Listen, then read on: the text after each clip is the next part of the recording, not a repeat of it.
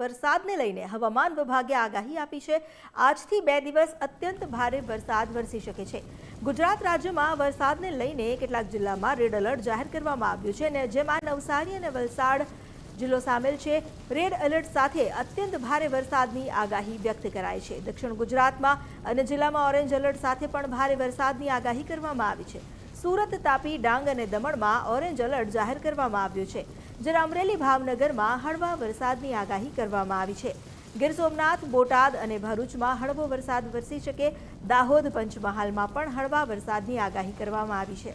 આવતીકાલે 4 જિલ્લામાં અત્યંત ભારે વરસાદની આગાહી છે। નવસારી, વલસાડ જિલ્લામાં વરસાદનું રેડ એલર્ટ જાહેર કરાયું છે, તો દમણ અને દાદરાનગર હવેલીમાં પણ રેડ એલર્ટ આપવામાં આવ્યું છે।